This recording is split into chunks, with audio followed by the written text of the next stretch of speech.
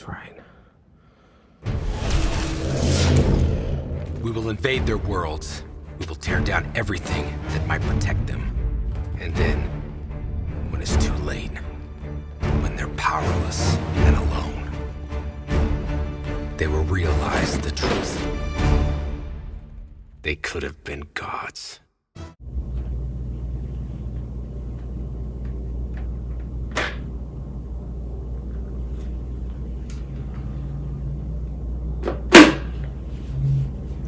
How's it going, guys?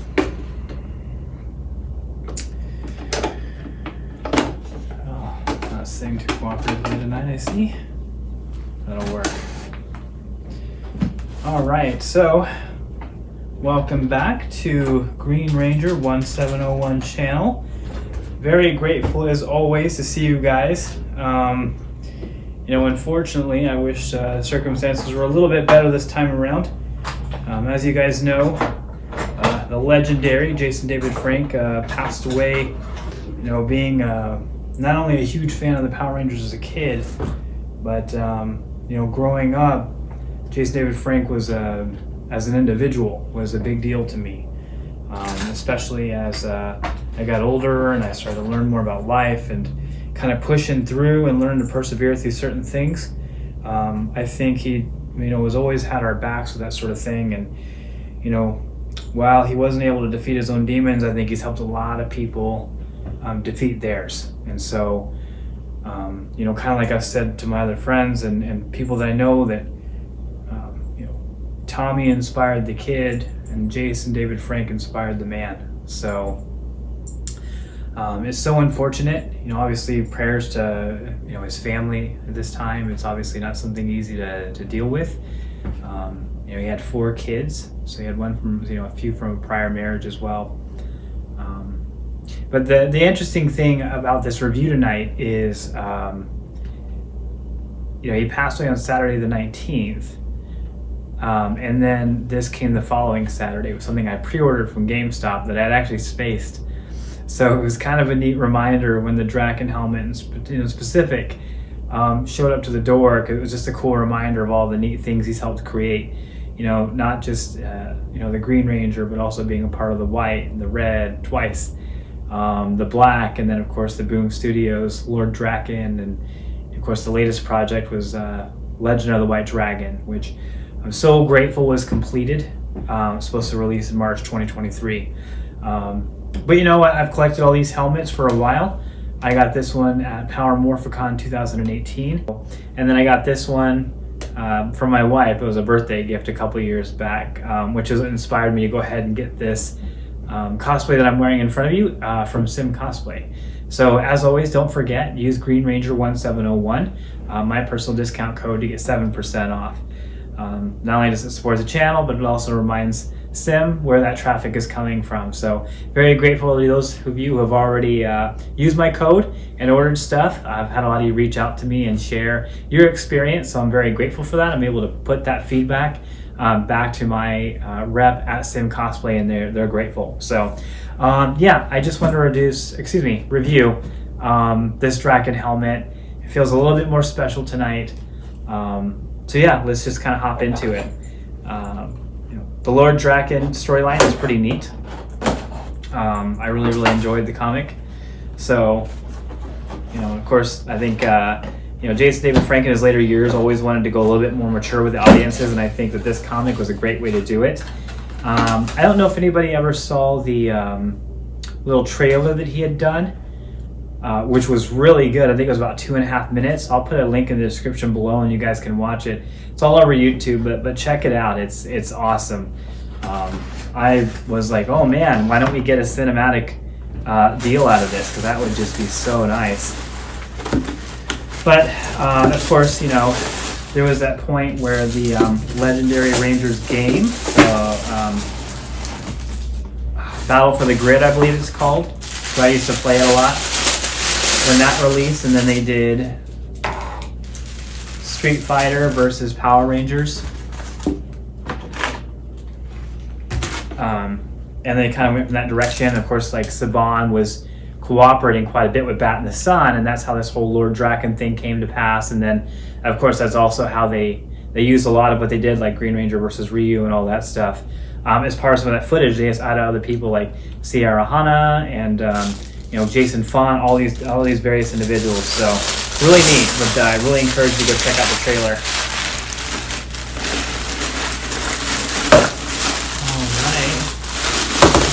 Oh, it's open here. Well, it's very loose, so that's helpful. Alright, so we did get a stand. I thought we would. Okay. Alright. So, one thing I'm already seeing here is it looks like it has a voice changer, of course. That's loud. Of course, got the Mighty Morphin logo, right? Because that's the time period it's based out of. So just like these are going to look really neat in the office, all lined up together. Bat in the Sun did make some white dragon helmets for the part of the crowdfunding that they did with Kickstarter, and that would have been really, really neat to have. But it was a lot of my price range. It was like $10K, I think. But the perk was also part of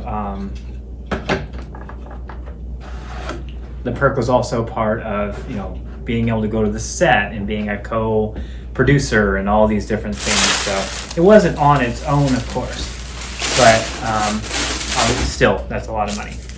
And I probably wouldn't be married anymore if I'd done that. So, all right, so here we go. We got the initial front here, which is pretty neat.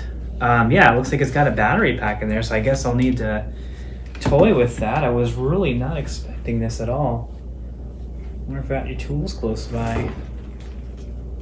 You know what, actually, I do. This thing is a tool. Let's see what we got here.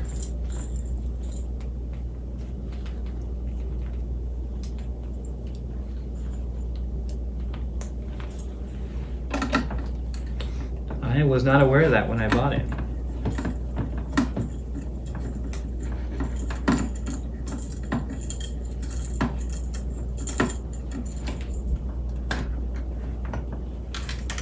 How about that? 3 AAA batteries. I'll be back in a flash. 3 AAAs. I bought 4 just in case. Couldn't remember off the top of my head when I walked away. Okay, yeah, this is something I wasn't expecting. I didn't know that that was going to be part of the gig here, so that's pretty neat. So now I'm even more excited.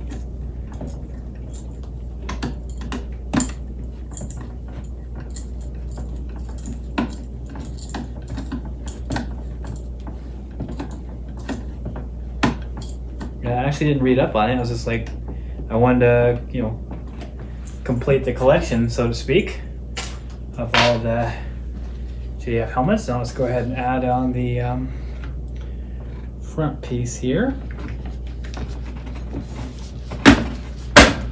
There we go. Nice. That's pretty sick. All right. Now, of course, you know, it also has the adjustable head part to, you know, keep it straight on your head and whatnot. I don't want to do too much adjusting here, but I just do want to take a quick look around and see. You know, of course, you know, it's got the illusionary outside buckles, but of course, it's got the magnets, which is kind of convenient to some degree. You know, this is no Anarchy cosplay, of course, it's only $100, but it is pretty darn neat. So the only curious part here, oh. Wow, there's a button underneath.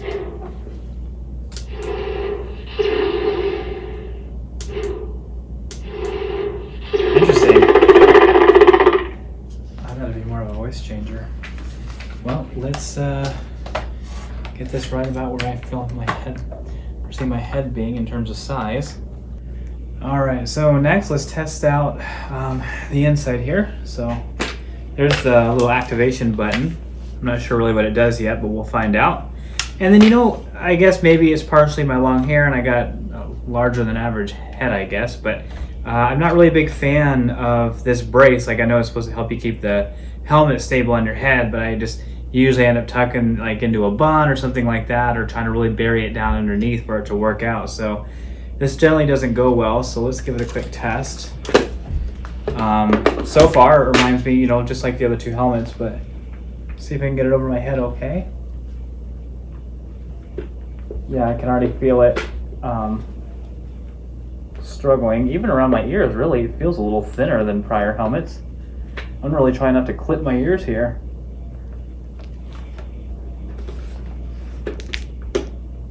Oh, okay, there's one side where I definitely did clip my ears. And this is not, the brace is not sat on too well, but overall view's okay. Of course, it's a red visor as opposed to one of the dark ones here and like the Green Ranger, but you know, I got this visor in my face still, which is really annoying me, so let's see if we can fix it. Just looks like it's really far out, so let's see if we can close it up a little bit so I can turn more. Here, let's see how this does. Close up a little bit more in the front so it has a little bit more adjust. Maybe you guys have been through that before. I'm gonna widen the back just a tad more so we can compensate. Let's just hope it doesn't interfere with closing the back end. So let's run this again. Okay, so first of all, automatically I can see better, for sure. Still struggling getting it to close over the ears though. So, oh my goodness, it popped off again. Yeah, see, and maybe I just got a larger head, but I can't get the sides to buckle too well. Yeah, not too cooperative. So we're just gonna pop out the sides here. We're just gonna try to wing it. Again, I struggle. This is, I get the purpose, but it doesn't work out too well with me. So let's try it this way.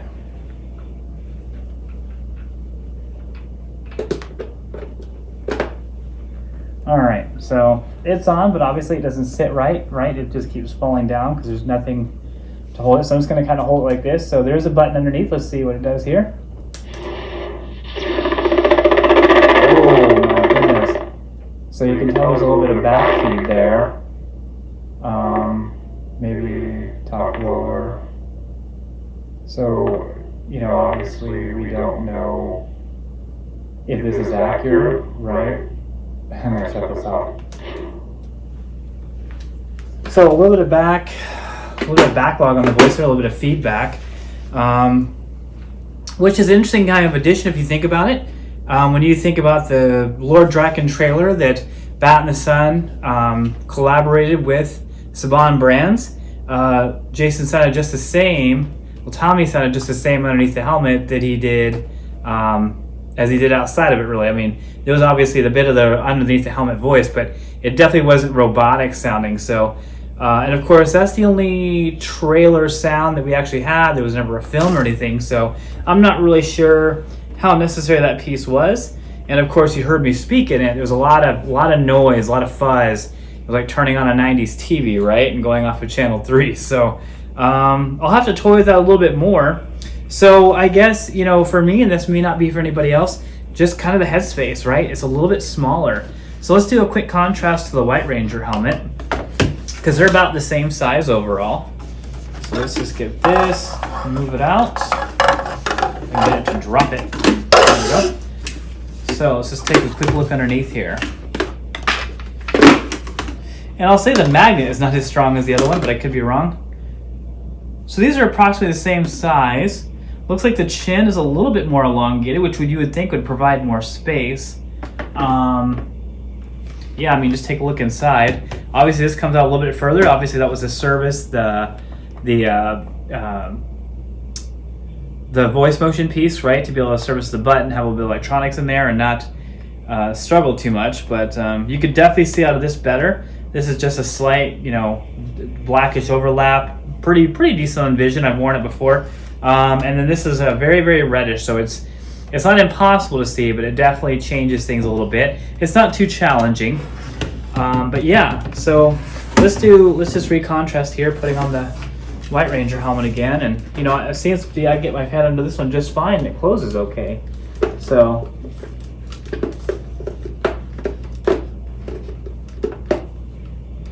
See, this one here is just fine, and I put it on, and it's okay.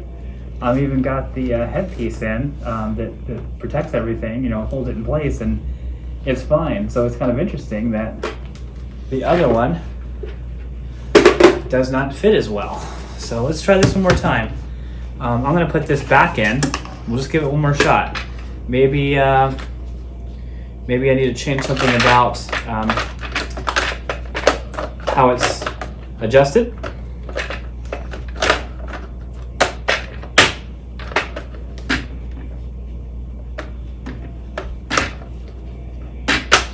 In fact, let's just do a quick, let's see what the differences are. So when you got it here and there, just didn't click that side in properly. All right, there we go.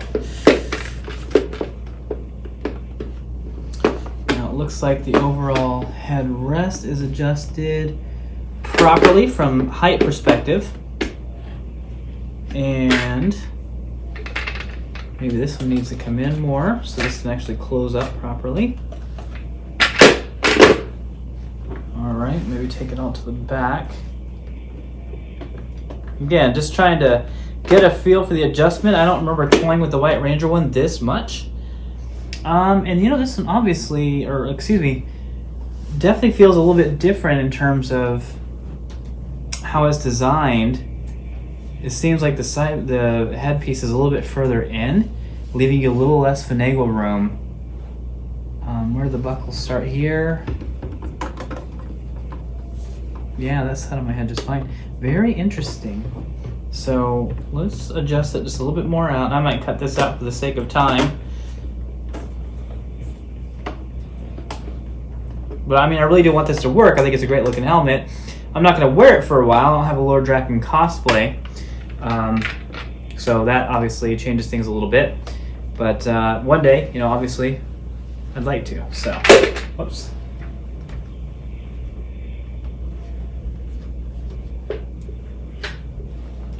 Yeah, it's interesting how this does not fit over the back of my head. You can tell here, like, getting my ears inside is a fight on its own. That's a struggle I don't have with the White Ranger cosplay. So that's maybe the inside's a little thinner. In fact, when I look at it, not by much, but obviously enough to make a difference with my head. So, you know, I do acknowledge I have a larger than average head size, and I just noticed that from, like, you know, other people I've hung out with who, like, tried on maybe the same helmet or mask during Halloween time, things like that, and it, you know, there was definitely size differences. So maybe this is me. So, design, 100%. I think they did a great job. Scale, I think it looks good. I think it makes sense. I like to see them re-release the Brachio staff, re-release the Dino Morphers.